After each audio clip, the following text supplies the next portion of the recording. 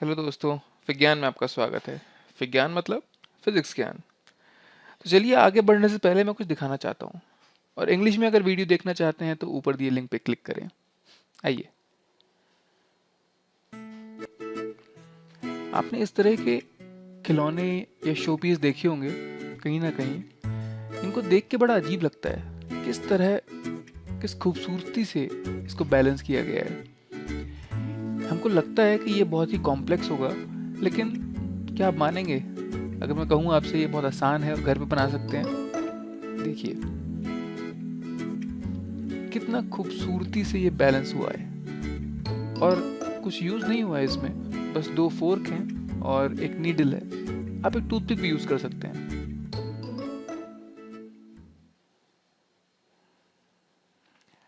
तो आप सब समझ तो रहे होंगे इसके पीछे की फिजिक्स क्या हो सकती है। जी हाँ, सेंटर ऑफ मास। चलिए समझते हैं सेंटर ऑफ मास क्या है और हमें इससे क्या हेल्प होती है। दोस्तों, आज से पहले हम जब भी फोर्स का फॉर्मूला लिखते थे हम लिखते थे m इंटू ए। मोमेंटम को हम लिखते थे m इंटू वी। अगर पूछा जाए ये a और v क्या है, तो आप बोलेंगे कुछ नहीं, ए तो एक्सेलरेशन है किसी बॉडी का, और वी वेलोसिटी है, ये भी किसी बॉडी की है। लेकिन वो बॉडी क्या है, आइए समझते हैं।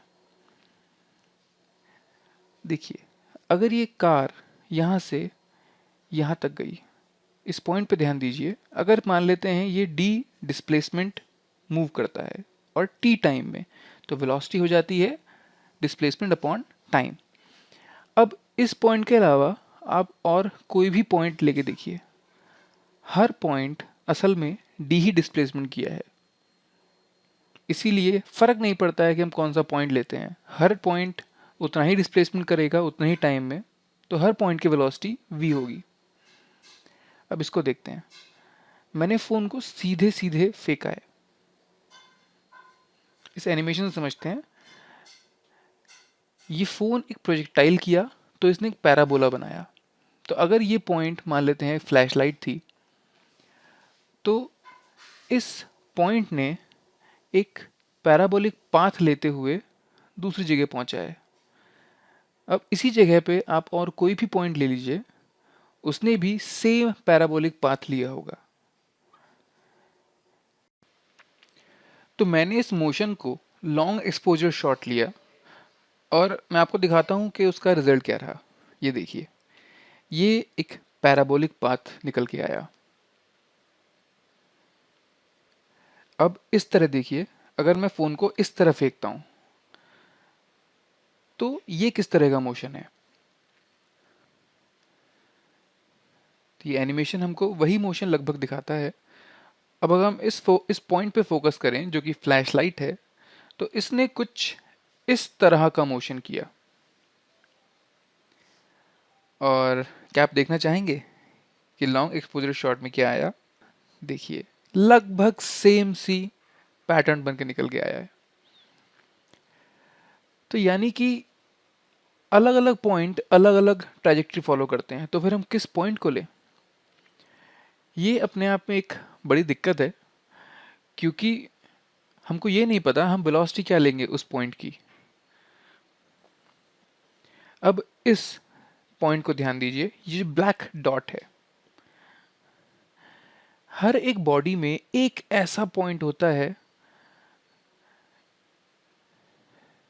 जो सीधा सीधा प्रोजेक्टाइल मोशन कर रहा है। और इस पॉइंट की खास बात क्या है, ये है सेंटर ऑफ मास।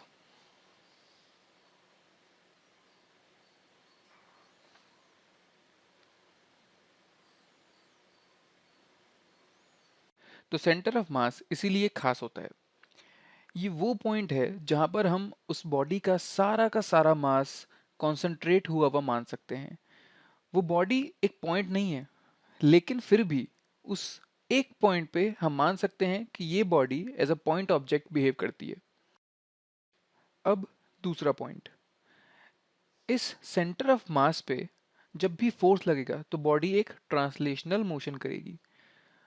अब ट्रांसलेशनल मोशन मतलब ये मोशन लीनियर हो सकता है या फिर एक कर्व भी हो सकता है, लेकिन ये मोशन कभी भी इस तरह का नहीं होगा, जो कि रोटेशनल प्लस ट्रांसलेशनल मोशन का मिक्सचर है। इसको हम समझते हैं एक वीडियो के जरिए कि हम किस तरह फोर्स लगाएंगे सेंटर ऑफ मास पे तो किस तरह का मोशन होगा। आइए, मैंने इस फोन पे सेंटर ऑफ मास मार्क कर रखा है ब्लैक मार्कर से। आप देख सकते हैं मैं इसके अलावा कहीं और फोर्स लगाऊंगा तो ये body rotational plus translational motion करेगी, लेकिन अगर मैं सेंटर ऑफ मास पे फोर्स लगाऊंगा तो ये एकदम सीधी लाइन में मूव करेगा। तो आप देख सकते हैं सेंटर ऑफ मास के लाइन पे जब फोर्स लग रहा है तो ये एकदम स्ट्रेट लाइन में जा रहा है। तो जब इतना हम समझ ही गए हैं तो आइए देखते हैं कि सेंटर ऑफ मास हम किस तरह पॉइंट ऑब्जेक्ट के लिए निकालते हैं। हम F equals to m a लिखते थे, P equals to m v लिखते थे, और एक्चुअल में एक्सेलरेशन और वेलोसिटी दोनों centre of mass of the body हुआ करते थे। तो देखते हैं हम पॉइंट ऑब्जेक्ट्स के लिए कैसे सेंटर ऑफ मास निकाल सकते हैं। मान लेते हैं एक मास है m1, ये पॉइंट ऑब्जेक्ट है। एक और मास है m2, ये भी पॉइंट ऑब्जेक्ट है। अब रुकिए, पेन का कलर चेंज कर लेते हैं। अब मान लेते हैं कि मेरा रेफरेंस है ये हुआ मेरा 0,0। अब इस पॉइंट से m1 की पोजीशनल वेक्टर है r1 और m2 का पोजीशनल वेक्टर है r2। तो हम सेंटर ऑफ मास को किस तरह लिखेंगे? हम लिखेंगे सेंटर ऑफ मास होगा m1 into r1 plus m2 into r2 upon m1 plus m2। अच्छा, अगर और भी बहुत सारे मास होते और बहुत सारे पोजिशनल वेक्टर होते तो ये चलता जाता, और डिनोमिनेटर के अंदर m1 plus m2 plus m3 plus m4 इस तरह ये भी हम ऐड करते चले जाते। तो यही है। तो एक चीज़ और समझने वाली है, सेंटर ऑफ मास दरअसल एक वेटेड एवरेज होता है। अब वेटेड एवरेज का मतलब क्या होता है, आइए एक एग्जांपल के ज़रिए हम इसको समझते हैं। एक मास है m1, ये एक दूसरे मास m2 से d दूरी पर है। अब मैं m1 मास को अपना रेफरेंस मान लेता हूँ क्योंकि मेरे लिए आसानी होगी। तो m1 है मेरा 0 0 पे और m2 है उससे d दूरी पे। तो सेंटर ऑफ मास क्या होगा, m1 into 0 plus m2 into D. क्यों? क्योंकि m2 का कोऑर्डिनेट है d,0 अपॉन में m1 प्लस m2। तो सेंटर ऑफ मास निकल के आया m2d upon m1 plus m2। अगर मेरा m1 और m2 बराबर होते तो क्या आता? और एक और चीज़, ये centre of mass x axis पे लाई करेगा क्योंकि वाई एक्सिस में आप देख सकते हैं कुछ है ही नहीं, दोनों मासेस एक्स एक्सिस पे लाई कर रहे हैं। तो अगर m2 और m1 बराबर हो जाएं तब मेरा सेंटर ऑफ मास कहाँ आएगा? d/2 पे, यानी कि एकदम बीचों बीच। अच्छा, अगर m2 m1 का डबल हो तब क्या होगा? आइए देखते हैं। तो हमने बोला कि m2 जो है वो ट्वाइस ऑफ m1 है। तो आइए इसको रख के देखते हैं फॉर्मूले में। ये बन जाएगा 2m1 upon m1 plus 2m1। तो यानी कि ये बन गया 2m1d अपॉन 3m1। m1 से m1 कट जाएगा और ये बनेगा 2d/3।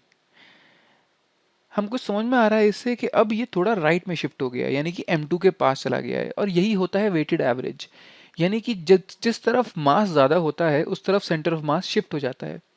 जो भारी होगा उसके पास में सेंटर ऑफ मास होगा। यही है वेटेड एवरेज का मतलब। अब आइए देखते हैं कि और क्या क्या बातें हैं जो हमको जाननी ज़रूरी है सेंटर ऑफ मास के बारे में। सेंटर ऑफ मास कैसे निकालें हम उन बॉडीज़ का जो कि पॉइंट ऑब्जेक्ट नहीं है, जैसे कि ये सर्कल। अब इस सर्कल में एक खास बात है जो ध्यान देने वाली है। ये एक रेगुलर ऑब्जेक्ट है और ये सिमेट्रिकल है। सिमेट्रिकल होने का मतलब, अगर मैं इसके सेंटर को 0,0 मान लेता हूँ तो दाईं तरफ है इसके आर रेडियस, लेफ्ट साइड में भी आर रेडियस, यानी कि सिमेट्रिकल है दोनों साइड में। वाई एक्सिस में ध्यान दें अगर, तो वाई एक्सिस में भी आर और आर सिमेट्रिकल है, यानी कि हर तरफ से ये सिमेट्रिकल है। तो इसका सेंटर ऑफ मास इसके सेंटर पे ही होगा, यानी कि 0 0 पे। आइए ये स्क्वायर को देखते हैं। इसका एक साइड है ए, दूसरा साइड भी ए है, तो इसका सेंटर कहाँ होगा? इसका सेंटर होगा जहाँ पर दोनों डायगोनल्स मीट करते हैं, और यहाँ पर भी ये सिमेट्रिकल फिगर है, यानी कि सेंटर ऑफ मास सेंटर पे ही होगा। तो इस तरह हम निकाल सकते हैं सेंटर ऑफ मास। ये बहुत आसान सा तरीका है, हमको बस इंट्यूशन हो जाता है कि सेंटर ऑफ मास कहाँ होगा। अच्छा, अगर बॉडी एक रेगुलर ऑब्जेक्ट या सिमेट्रिकल ऑब्जेक्ट ना हो तब, और क्या ज़रूरी है सेंटर ऑफ मास हमेशा बॉडी के अंदर ही आए? पहले क्वेश्चन पे ध्यान देते हैं। अगर बॉडी इरेगुलर होगी तो चलिए आपके घर में जो स्पून पाई जाती है उसको लेके देखते हैं। ये कुछ स्पून जैसा लग रहा है। आप क्या कीजिए, आपको ये तो आइडिया रहता ही है कि उसके नीचे उंगली रख के देखिए कि वो कहाँ बैलेंस करेगा। ये एक हिट एंड ट्रायल मेथड है, ज़रूरी नहीं एक बार में मिल जाए, लेकिन बस हमको वो बैलेंस पॉइंट ढूंढना है जहाँ पर ये बैलेंस हो जाए, यानी कि वो इसका सेंटर ऑफ मास है। ये एक बहुत ही रफ और देसी तरीका है जिससे हम सेंटर ऑफ मास पता कर सकते हैं किसी बॉडी का। आपने देखा होगा बच्चे जो कॉपी घुमाते हैं उंगलियों पे, वो भी सेंटर ऑफ मास पे कर रहे होते हैं। अब हम बात करते हैं, क्या ज़रूरी है सेंटर ऑफ मास हमेशा अंदर हो? एक डोनट बना के देखते हैं। डोनट आपको पता होगा, वो जो मीठे मीठे होते हैं, शायद आपने खाए हों। तो एक डोनट बीच से खाली होता है और इसका सेंटर ऑफ मास कहाँ होता है? जी हाँ, बीचों बीच। अब ये बहुत अजीब सी बात है कि सेंटर ऑफ मास उस जगह पे है जहाँ पर एक्चुअली कुछ है ही नहीं। क्या ये ऐसा हो सकता है? बिल्कुल ऐसा हो सकता है। अगर इस बॉडी को पॉइंट ऑब्जेक्ट मानना हो तो बीचों बीच मानेंगे। अच्छा, अब इस फिगर को देखते हैं। ये कुछ एल शेप का है। इसका एक साइड मान लेते हैं ए है और दूसरा साइड भी मान लेते हैं कि ए है। तो अगर मैं इसको दो ऑब्जेक्ट मान के चलूं तो पहले ऑब्जेक्ट का सेंटर ऑफ मास कहाँ होगा? बीचों बीच, क्योंकि ये कुछ नहीं, एक रॉड है। और अगर मैं इस पॉइंट को अपना रेफरेंस मान लूँ, यानी कि 0,0 मान लूँ, तो इससे a/2 दूरी पे इसका सेंटर ऑफ मास होगा, यानी कि पहली ऑब्जेक्ट का। अभी जो y एक्सिस में है इसका सेंटर ऑफ मास का होगा, इसका भी बीचों बीच होगा, यानी कि इसका भी a/2 पे होगा। यानी कि हमने यहाँ पर दो पॉइंट ऐसे डिफाइन कर दिए हैं जहाँ पर एक्चुअल में ये दो रॉड नहीं है, ये दो पॉइंट ऑब्जेक्ट्स हैं। ये दो पॉइंट ऑब्जेक्ट्स हैं जो x एक्सिस में a/2, 0 पे है और y एक्सिस में 0, a/2 पे है। अब इनका सेंटर ऑफ मास कहाँ होगा? इनके बीचों बीच जाती हुई लाइन पे होगा। और अगर ये दोनों रॉड का मास बराबर है, यानी कि दोनों सेम रॉड हैं, सेम मटेरियल की हैं, सेम डेंसिटी की हैं, और इन दोनों का मास बराबर है, तो इनका सेंटर ऑफ मास बीचों बीच आएगा।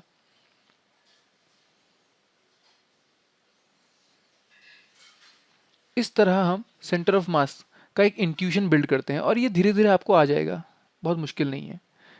तो आइए एक वीडियो के ज़रिए समझते हैं कि किस तरह हमने वो घर पे टॉय बनाया था बैलेंसिंग वाला। आइए, कुछ नहीं, दो फोर्क ली है मैंने और इसको मैंने सेंटर ऑफ मास मार्क किया है ब्लैक मार्कर से। देखिए बैलेंस भी होता है ये। अब कुछ नहीं करना है, इसको इस तरह फंसाना है जिस तरह वीडियो में आप देख सकते हैं, और बीच में एक नीडल या फिर कोई टूथपिक भी आप यूज़ कर सकते हैं, और हो गया। बस इतना सही है, बहुत आसान है। अपने दोस्तों को दिखाइए, थोड़ा शो ऑफ कीजिए, पूछिए उनसे क्या है इसके पीछे का फिजिक्स। आपको पता होगा, उनको नहीं। अगर आपको कंटेंट अच्छा लगा हो तो लाइक कीजिए, शेयर कीजिए और सब्सक्राइब कीजिए। कमेंट करके बताइए कि आप क्या चाहते हैं, क्या पढ़ना चाहते हैं। और अगले वीडियो में फिर मुलाकात होगी, तब तक के लिए नमस्कार।